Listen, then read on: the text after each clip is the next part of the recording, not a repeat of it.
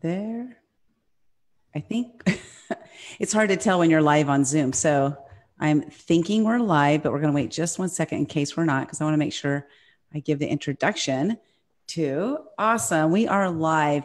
Hey, you guys, I'm super duper excited to introduce you to Don Green. He is the CEO of the Napoleon Hill Foundation. And, Napoleon Hill, if you have read Think and Grow Rich, Outwitting the Devil, 3 Feet from Gold, you name it. There's so many books that are about mindset and helping you to figure out how to change your mind so that you can think and grow rich. And so Napoleon Hill Foundation was founded a while back. We're going to get all the scoop on here. So if you're interested in learning this, please stick around and show replay if you're watching the replay. Also, please share this out with your friends who are in the entrepreneurial world, because they're really going to want to hear this interview. So Don Green, welcome to Living Life, and super excited to have you here today. Linda, I'm very excited to be on here. I enjoy talking about what we do. We think we're making a difference in the world, and we enjoy doing it. It's a very satisfying work because, lots of people, they say they're going to leave a legacy for what they've done. I like to say I can live one. I can see the effects of what we're doing while I'm still here. And that's enjoyable. We help a lot of kids go to school. We do a lot of other work, and we see the results of our efforts every day. So it's very satisfying. When you first, first of all, why don't you share with us the history of how the Napoleon Hill Foundation came to be? Well, it was formed in 1962 as a nonprofit. And of course, Napoleon, he was 79 years old, and he wanted to perpetuate his philosophy forever. And that was a solution they thought was simply to set up a nonprofit and select a board of trustees who work for free. People that was involved with the family and with the foundation that wanted to see the work carried out. And of course, he lived to be 87, but after the foundation was founded in 62, he wasn't really active. After all, he was 79 years old. Right. So with some cash, they printed a lot of his books and got started. And today, we probably have somewhere towards 500 foreign publishers. For example, we have 18 different publishers in China alone, 17 in Russia. We published in Iran, Afghanistan, all the little countries, Armenia, Macedonia, Slovak, Ukraine, Belarus, Slovenia, Slovak, and you name it, we publish our books there. And it gets better every year.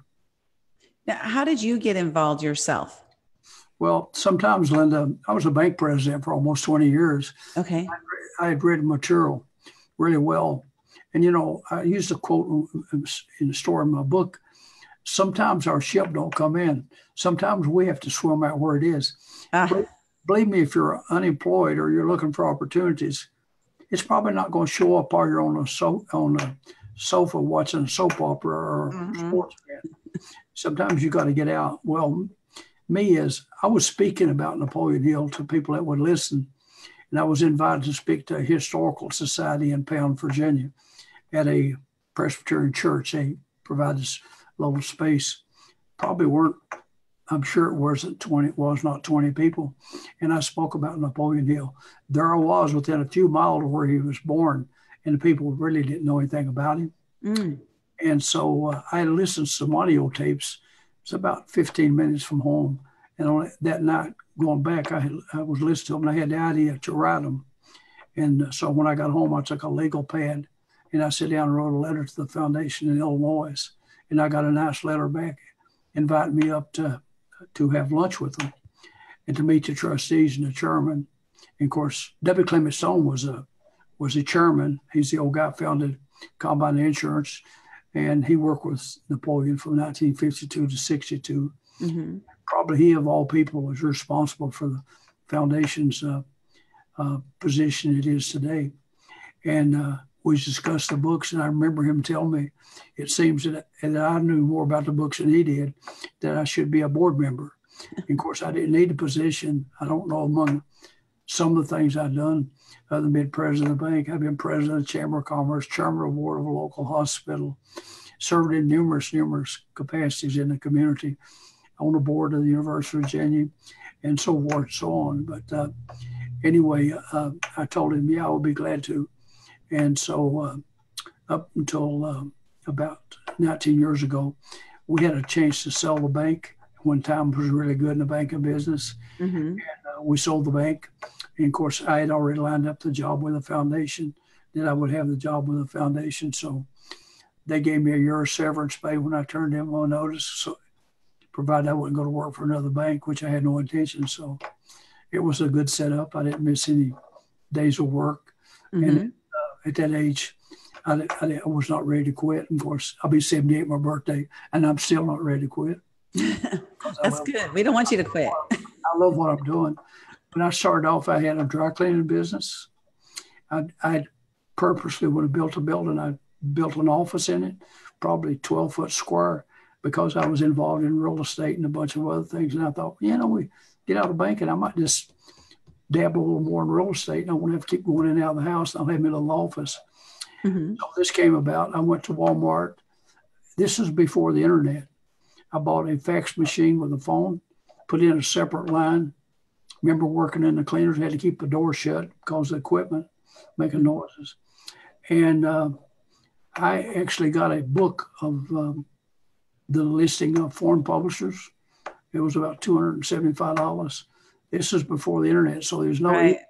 So all I had was their name, their address, I had a fax number, and they would list in their data, like they publish self-help or medical books or what, so forth. And so of a day I would write letters on a legal pad. A girl was working for me at the bank, would stop, pick them up, type them overnight, bring them back to me. I would fax them out the next morning. Mm-hmm. And first thing you know, we're doing all kinds of business, foreign countries all over. They were not doing business in foreign countries except for Japan. And so I started licensing our books. And so I told her one day, I said, I'm going to hire somebody full time. If you want the job, I'll pay you a lot more money than the bank pays. So she worked for me 18 years at the bank, and she came and worked for me 18 years. Wow. Foundation before she retired last year. What made you spark that idea to write to the foreign countries? What sparked that? Well, it just sounded, I guess, Linda, I can almost do nothing. I remarked to my daughter one day, I was trying to fix something. I said, I can't fix nothing. My dad was an electrician. He worked in the coal mines. He could fix the car, the lawnmower. I can almost fix nothing. I told my daughter one day on the phone, I said, I was trying to fix something. I said, well, I know what it is. I cut my hand on trying to change a light bulb, okay? I said, I can almost do nothing. And she said, Daddy, you've been good making money. So I guess that was a compliment. It just seemed a natural thing to do. I mean, I guess if I got something, I figured the books were so benefit here. They were needed a lot worse in foreign countries. And he's so popular around the world, it's unbelievable. Mm-hmm. I mean, I had one of my friends who serves on the board with me at the college. He's an attorney. He was doing some work with the church, in a church mission in Russia. Mm-hmm. He asked them, did they know Napoleon Hill? They said, oh, yeah, we read Napoleon Hill's books. And he said, would you believe that I sit on the board with the guy that runs the Napoleon Hill Foundation? He said, you know Don Green? And so that was in Russia. So it's just been remarkable. But, the ideas come to you. They come to you all. I wake up from morning, I got ideas and not always they turn out, but you just get a feel of stuff. I had a desire to do this, do some books based on material. Tendency today is smaller books. That's a little book called 5 Essentials of Success. It was released. You can't believe how good that book's done. I took a whole box of them to Germany, to Frankfurt Book Fair, and I gave them away to publishers. I don't even know how many contracts we did. I think I signed 2 today. Poland, Czechoslovakia. We've done it in Germany and a whole bunch of foreign countries already. And it's just a little book taking the 5 most important, what I consider essentials. And of course, it's put together real good. A lot of historical pictures in it, and the layout's just wonderful. It's actually meant as a gift book. But today the tendency is towards smaller books, and in fact, I'm working on another one that's due in January, so I might have to stay home and write a little. Well, when did you discover that you were a writer? Because you did the dry cleaning, you did the bank, and you're writing now. So when did you discover you were a writer? I did spring water. I did pizza places, Dollar General stores, office buildings. Uh, just, I mean, it's like a spring water. Back in golly, 25 years ago, I noticed it was starting to spell spring water, and I had a partner, and I mentioned it to him, and we located 92 acres of mountain land, and we checked the water, Mm-hmm. and it belonged to an old couple, and discussed it with them, and they said, yeah, they had no children, but they would divide what proceeds up among the nieces and nephews. They had like 5 of them, and so we had the water tested, and I remember we played golf one Saturday. He had the convenience stores, and we stopped at the convenience store, and the guy that ran the dailies, who's cooking, so forth, was an old retired military guy, and I remember him saying, he said to us, "I heard you boys are going to start selling water," and he said, "Yeah, we're thinking about it." He said, "Surely you don't think people are going to pay for water?" Right. See, I would say the guy had no vision. Today, water costs more than gasoline does. And Yeah. of course, we never actually bottled it. We started into it and built whatever. We was contacted by a town that knew we had the water, and they paid us a huge amount up front, and they leased it to us from us for 15 years at a fixed monthly payment. So it was a tremendous venture. And of course, at the end of 15 years, they developed their own water supply, and we had 92 acres. And I said, why don't we just give the land away? It's mountainous. I don't want to cut the wood that's off of it. And we donated it to a local college that owned land close by. It's part of a park system. So we gave the land away about 3 years ago, and we got a good donation. They got appraisal, and it was a good thing to do. But I don't know, it just seemed like there's so many opportunities today, Linda. It's just absolutely amazing. Well, let's talk about that, because opportunities are like all around. And so what do you say to people who have maybe like a limited mindset, right, where they don't see that opportunity? How can you recommend that they turn something on so that now they're seeing opportunity around them? Of course, my background is business, accounting, and finance all my life. And we know that there's only one way that you can make money, and sell something.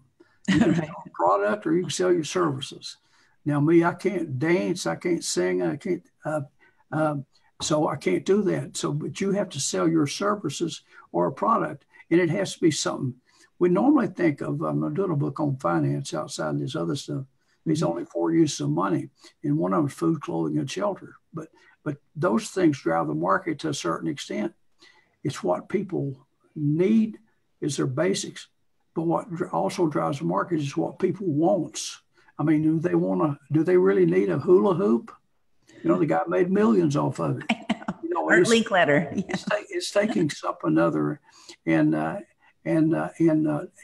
doing it, whether it's creating an ad on a Matchbox cover and getting out and selling them, or importing a product that you can buy cheap that people like. I guess it's just being curious about what's going on, getting out and visiting the marketplace and so forth. I mean, and of course also I think of reading, you get ideas. I try to read 3 or 4 books a week, and now I've got a book on Leonardo da Vinci, and I can't wait to read that thing. But I've got to finish this book first, and I've laid it on the fireplace. I said, can't pick that thing back up. I got to finish this book first. Right. But reading it, you can get some ideas. It was Mark Twain that said, people that don't read are no better off than people that can't read. And so lots of times you get ideas. You get a clue. I know, reading the biography of Steve Jobs, he said in that book, it was the one quality that he praised above all others he had was persistence. Well, that tells me if you think you really got a pretty good idea, don't go about it wishy-washy. Jump in and determine that you're thinking right, and you persist on it. Because most people don't. They think they have a pretty good idea, and they say, well, I didn't think, my wife told me, or my buddies told me. Right. They give up. You know, they try one time or two times or whatever. But if it's really that good, they got them, if they had a passion. I said, if you really want to be successful, you get an idea on your mind, have it on your mind when you go to bed, have it on your mind when you wake up, and have it on your mind when you're having lunch of a day. I said, and you stick with it. You'll get pretty good results. You'll get pretty good results. I mean, for example, if we have 500 publishers, I might write a nice email and give it to my guy that does that work works for me. Mm-hmm. Send it out. I don't know how many I get back, but I don't look at it at 495 of them ignored my email. And you know, that would drive you nuts. Right. I get 3 or 4 of them or 5 of them, and I get a few $1,000s each out of them. Then I think my time was well spent, you know. And because most of them rejected you, that don't mean that you, you know, for example, I said in job hunting, if you only ask 2 people and they say no, your odds probably not too good. But if you ask 100 people or send out 100 resumes, you only need 1 yes, you know, to keep you going. And I guess I remember, I won't tell it on the live, but I told a joke at the Dale Carnegie thing. And of course, I know it's my mistake in taking public speaking. And they voted the speech of the whole term, you know, the 10 nights we met, or what it was. And it was mostly because it's funny, but it was the difference between an optimist and a pessimist. And but the thing of it is, you know, we got a little book, Your Greatest Power, Power. It's a power of choice. It's sold 1 million copies. And we hold the rights to it because I print the book and sell it in volume, as many as 30,000 at a time to a book club. Wow. And last year they bought from us 8 times. And it's usually, I think 3,000 smallest order, up to as many as 30,000. And that's all it is about. It's 96 pages long. And it's about, we make choices. And that's what defines us. Animals have instincts, but we have the right to make choices. And that's what separates us. You know, you decide this morning to get up and go to work or go on for a job, or take the attitude, well, there's nobody hiring. Ain't nobody needs what I got. And, you know, with that kind of attitude, sooner or later, though, you're going to get bitter. You're going to be one of them people who says rich people don't pay enough taxes. Right. You know, and you only got to make $400 and some thousand to be in the top 1%. That may sound like a lot of money. Wow. But that's actually not that much if you consider. No, it's not really not today. But that's not the problem. We have about 50% of the people don't pay any. That's the problem. Of course, you can't talk about that and get elected to public office. But I'm not running for public office. I got enough to do. Well, let me ask you this. Of all the books, you know, and all the works of Napoleon Hill and that you guys are putting together, can you tell me what is your favorite? Well, of course, I got started reading Think and Grow Rich because, you know, I get questions all the time. A lot of people think it's not about money, but it was about money. Let's see. This is an exact copy of his book. It's in my archives. Can you lift it up? Yeah. Oh, a little higher. I can't see it there. Oh, I see a little bit of it. You see it? Yeah. Okay, up in the top it says, for men and women who resent poverty. They took that off later and started putting 2 million copies sold, 10 million copies. So it's written in the middle of the prayer. It was about making money, no matter what people says. But I like the book because, you know, the chapter on desire says 6 steps to riches. And if you follow them pretty good, you're in pretty good shape. But most people skip the one that says, what do you intend to give you to entitle you to these riches? You know, there's no such thing as something for nothing. Mm-hmm. Corn, you're going to exchange money for it, or you're going to plant seeds. So if you've not received nothing, it's possible that you just didn't give nothing. It's that simple. And of course, that was during Depression, 37, right in the middle of it. As he got older, he realized that it wasn't just money. His last book he wrote prior to his death was actually titled Success and Something Greater. Random House changed the name of it, Grow Rich with Peace of Mind, because in it he dwells on the fact is just money is not going to do it. But if you don't have no money, what are you going to think about? It's kind of like food. If you don't have no food, you'll think about food. But once you've got that, some of your attention can go to other things that will make you more fulfilled as a person. So he said peace of mind. Yeah, and he discussed that. You could tell he had matured. He was when it was published at when it was published. He was he would have been 64 and 17. He had been 81 when that book was published, somewhere like that. He was older when that book was published, and you could, if you'd read all his stuff, you could see how he had matured, and his thought pattern had changed. That I think sometimes when I talk, I mention Peggy Lee had the song out. That's all there is. You get this, you get a house, you get a second house, you get a car, and you get another car, and you accumulate all the money. Then right. You're saying, is this all there is? So life should be something more than just accumulating material things. And so I guess that's what I admire about him. I know everybody likes to Think and Grow Rich because that's the one that basically started. But he had a long career. He'll be 87 years old. So he had a long career of interviewing different people. And, it's like, Linda, people ask me, said they read Think and Grow Rich 10 years ago or 15. Why should they read it again? Well, the reason you read the same book more than once is the material's not changed, but we've changed. Right. We've read other books. We've interviewed, we've been interviewed, or we've talked to other people. We've been associated with other people. We've got new ideas. So the material's not changed, but we have. So we'll begin to look at it in a different light the next time we read it. And I tell people, I said, well, maybe you got it all the first time. I did not get it all the first time. I didn't. I didn't get all my ABCs the first time. Right. I said, we learn by repeating. Anything we'll learn by we repeat it. How did we learn our numbers, multiplication table? If someone says, Linda, what's 9 times 9? It's 81. It's in your subconscious. You may not have said it since you're in the 6th grade, but we repeat it enough until it becomes a part of our subconscious. All we got to do is recall it. And it's what's interesting is you bringing that up is that there are a lot of things in life where you try it the first time. For example, when I first tried to read Think and Grow Rich, it was so thick for me, just so dense. I think I was about 22 or something. I just wasn't ready for it. But you know what? When I read Think and Grow Rich for Women, I read that thing like it was so fast because I am a woman, and maybe because my maturity level was more like I need to actually go back to Think and Grow Rich and see if I can read it now because I'm a lot older than I was. It's funny. I was with Sharon last weekend in Houston at an event with Eric Swanson's and presented her the Gold Medal Award. The reason I think, and I read the Think and Grow Rich for Women. I published the book, and I handle all the contracts for it. And the reason I think it's for women by a woman, and women are different.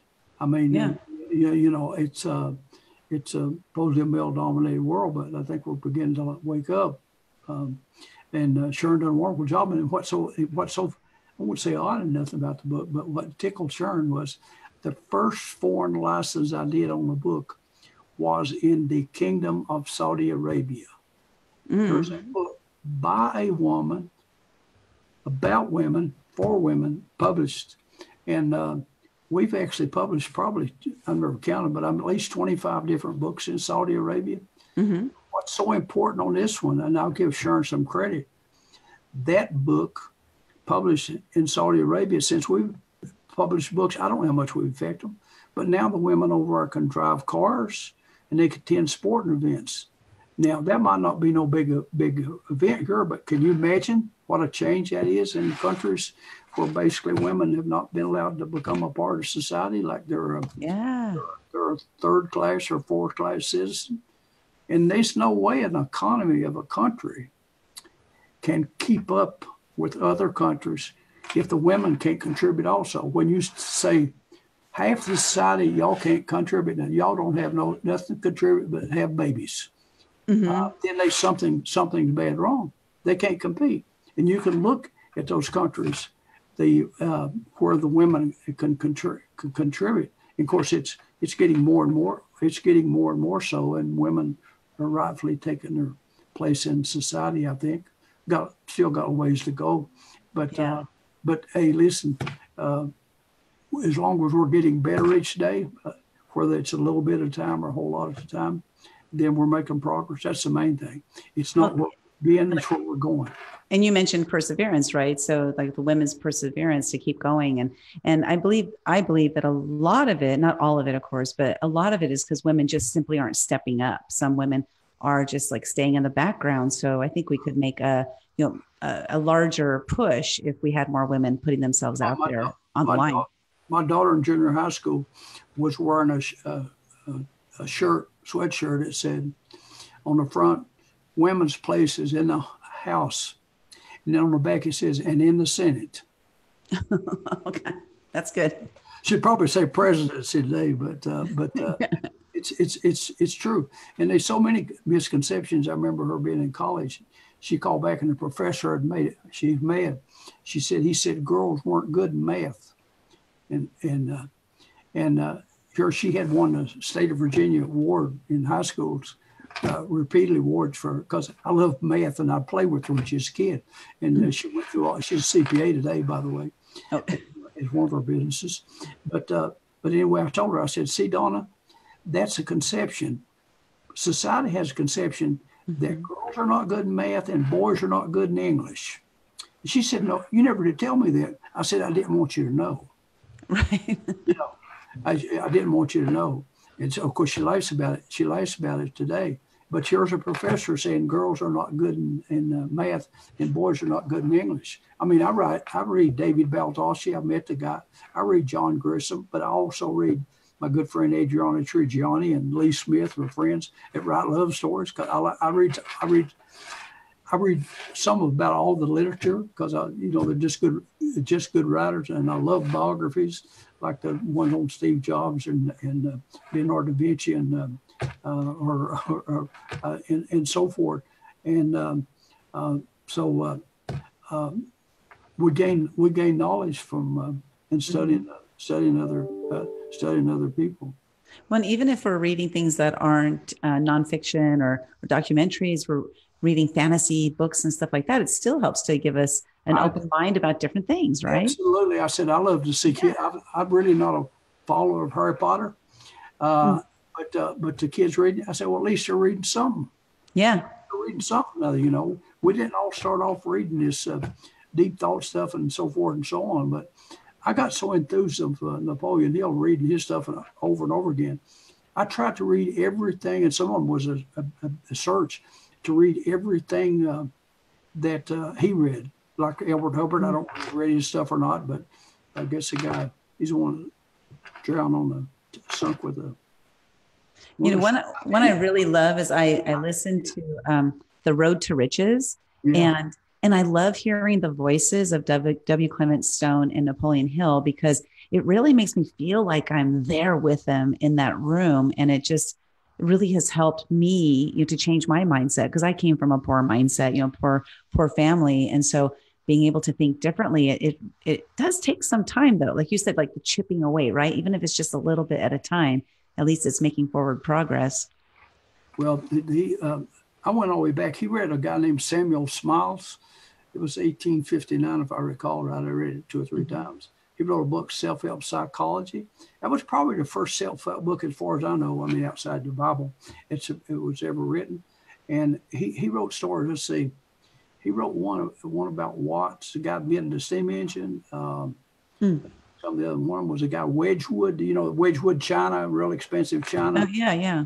Years perfecting that. What I mean perfecting it was getting it to the right number of degrees in the, where they bake it or put it in the ovens or what to kill or what they call it, and so forth. And basically, it was stories of success that people spent a long time developing in order to overcome adversities. And of course, Hill kind of picked up on that. But the difference in Hill and most of the other people was that Hill actually went out and interviewed them. He didn't get in some back room and study their history or whatever. He actually went on the spot and asked questions and wrote from them. But he read Orson Swett Marden. I don't know where you've read him or not. His last name's Marden. Most of his books been reprinted. He got a law degree and a medical degree from, for sure, one of the Ivy Leagues, Yale, I think. I tried to read, his books were common to kind of what Hill would be, and he and Hill both read Samuel Smiles, which I think is funny. the difference in Martin was he didn't go out and do the circuit and talk like Hill did and promote his stuff. He wrote books like Pushing to the Front, Every Man a King. I would say they were written to inspire something like Horatio Alger books or so forth. Maybe boys eighth grade and up or something like that. And that's my take on it. But he wrote, golly, he wrote Iron Will. I think I got all of them. It's been a while since I read him, but he must have wrote 20, 30 books. He wrote a lot of books, and they were out of print, but somebody has printed them. So, they're most all of them I got his biographies hardback, but most of them are paperbacks. But you can see where they come from. Of course, he read Ralph Waldo Emerson, and I tried to read. He wrote another guy, John Dewey. I believe it's a book, How Do We Think? I just try to accumulate the books he read, and I could kind of see some similarities and what have you, and enjoy reading them. They become a part of my library. That's fantastic. Well, thanks for sharing that. That's a good idea. I like that, reading the things that he read. So why don't you share with us like what you're working on now? Because I know you have a book that's going to be released. The date you're looking for is January 1st, I think you said. So why don't you share with us what that is that you're working on and what's next for the Napoleon Hill Foundation? We got a book called Success Habits. It'll be released December 30th with, you got so many publishers, St. Martin's Press. It's actually he did a radio show. I know you probably read some of his stuff. He did a radio show in Paris, Missouri. He taught the course and all, and they said over a week it really changed the lives of this town. He got a lot of publicity over it, and we had on this big old reel, and we transferred it to CDs where we could listen to it. Because the tapes were real brittle because it's done in the 50s, and then I got people to transcribe it in print. And then we made a book. We made a book out of that radio program, and cool. I think people will find it to be very, very enjoyable. And I'm writing another one. on money. I guess. Well, some people would say money. It's on wealth, but wealth is not just money. Right. I've got a contract on. It's due in January, so. I told my assistant, I said, I'll be halfway done this weekend. I may be setting up some nights, but my goal is to have half of it done when I come in Monday morning. Of course, I've been working on it. So that means then I've got the other half's got to be done between Monday and January. So with the holidays and all. But, so are you still breaking out the legal pad and writing them out? Is that is that where you find your best zone of genius for writing? Yeah, I simply don't have time of the day. I mean, for example, if I sit back or writing or something, you call me, I would want to talk to you. So they'd stop it. It breaks your chain of thought. So for example, one of the companies I owned one time was a cable TV. I found it. I really don't watch TV. I came home from lunch one day and I was banking, and my wife said something about who'd you have lunch with or something. And I said, I told her, our attorney. She said, you in trouble? I said, no. I said, I'm starting up a cable TV company. She said, well, I don't believe it. I said, what do you mean you don't believe it? She said, you don't watch television. I said, yeah, but here's the thing. I looked at one of them's financial statement, and I said, they're charging $79 a month. Of course, this was 30 years ago, I guess. I don't know how many years ago it was. And I said, over half of their debt money that comes in goes to pay debt where they have borrowed money and bought their competitors out. I said, we're going to be one of the competitors.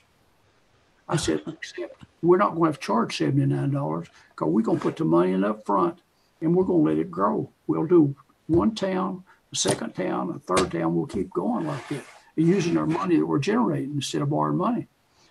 And she said, well, it's just odd. You don't watch television. And I still don't, very seldom. So we did, and it went across a remarkable because we never spent a nickel to advertise. We never took an ad out. And I know you're supposed to advertise, but who did the advertising for us? If I went and signed up Linda and I said, Linda, you're paying $79 a month. I'm going to give you all you got, $39. There's no contract or nothing. We'll come and hook you up. You won't tell your neighbors. And so we 1 to 1 to 1 to 1 to 1.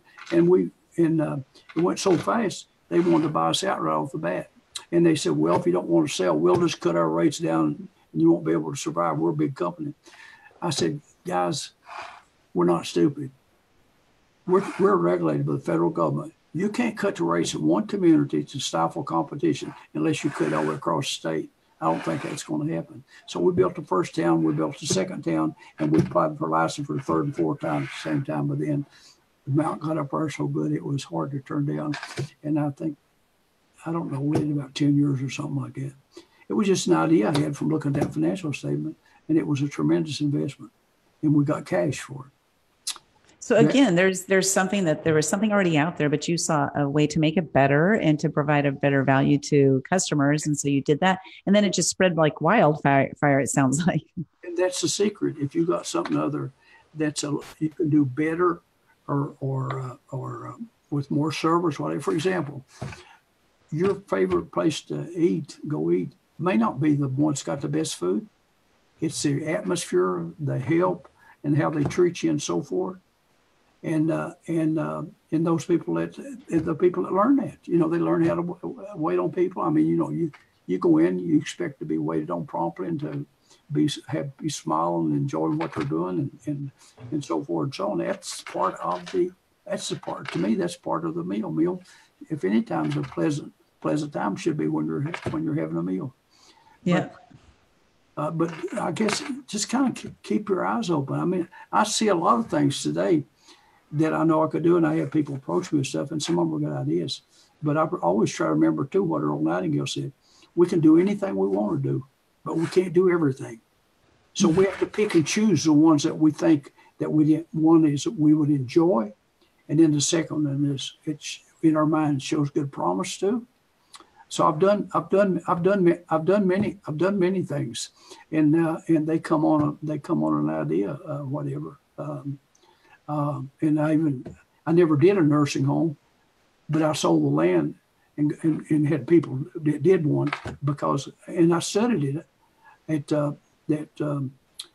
a very, very profitable business, but there was one thing that was happening. This is probably, I was still banking, this probably 25 years ago. I had the land and everything, and it was a tremendous thing for us. But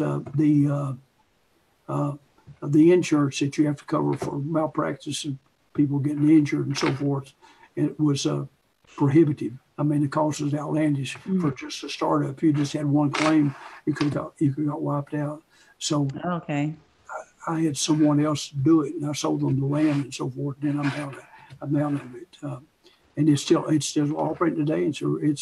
And I've had visited people where it's a fantastic operation. It's got a good deserving name, and they did kind of what I wanted to do was, if they're not treated like hospital patients, they got their own rooms, and they can have 2 rooms. They can have their spouse. They can live together. They serve them a dining room. They don't take them food in a paper plate. They have a library. They have someone comes in and does a lady's hair. They have a vehicle that they can take them shopping or go out to eat or whatever. Once it's mobile and so forth. It's kind of expensive, but that's nice. It's not like being at home, but it's a lot better than what most nursing homes have. Yeah.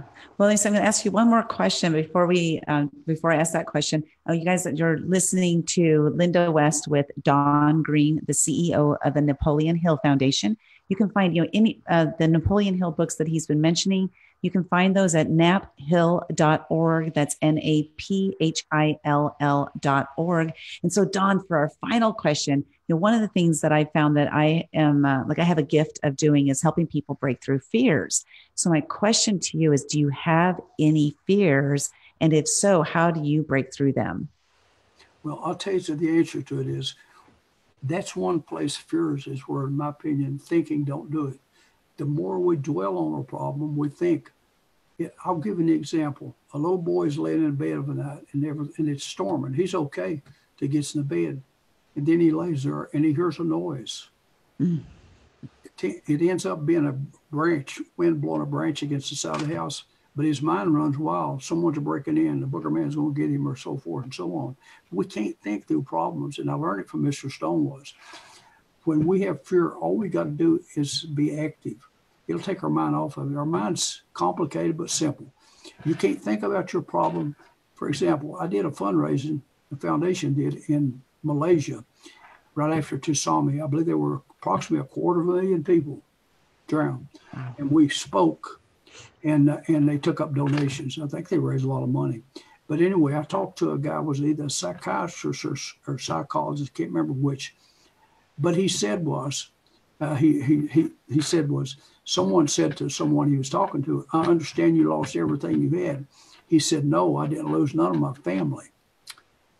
Okay, so it's a viewpoint, but he went on to say something else. He said he had treated a lot of people for depression in his life, but one day it came to him was, I have never treated anyone for depression that was heavily involved in helping someone else. Who? In other words, what their mind was, hey, there's somebody out there a lot worse shape, and you go help somebody another, get involved in what they're doing, because you can't hold that thought, oh, I'm afraid of this, I'm afraid of that, or what have you, and something else. Your mind can jump back and forth, but it can't dwell on two subjects at one time. So the more active you are, the less you're going to have. And of course, I used that quote on when I published Outwitting the Devil. It wasn't actually in that print. I read it and other stuff, and I put it on there. He said somewhere else. He said, fear is just a man-made devil. In other words, it's created by our thinking process. And we think negative, and we kind of try to resolve it. And the more we think about it, it keeps growing and growing and growing. Whereas if we channel our thoughts to something other else, that's the reason we need to stay busy. I mean, you can't sit down and solve those setting. You got to be active in doing something, moving something forward. That's good to hear, because I'm doing a lot of movement. Yeah, well, I mean, that's it. I mean, people says, I mean, for example, people being bored. Well, if a person's bored, they got nobody excuse but their own. Mm-hmm. I mean, go to the library and read to the kids, go do something another, sit down and start writing a book or plan out your next few books. I've got several books in my head. It's going to take some time to get them down on paper. But for example, we've also busy licensing our course material, and golly, I don't even know how many countries I've licensed our we get a good advance in Dubai and Egypt and India, China, and Sri Lanka, and all of North and South America and South Africa, and I mean, we just keep adding them to them, and that's one of our goals, is to see this material the material is taught in as many foreign countries as absolutely possible. Because right now I'm working on Pakistan, okay, and of course I always do my research. They have one of the highest poverty rates and also one of the fastest population growth. They're now the 5th largest country in the world, and their literacy is about 40%.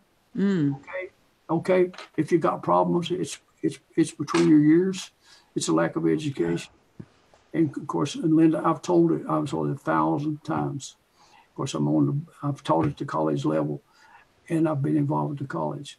But in education, and I conclude our material as education, is simply a bridge to take us from where we are to where we would like to be.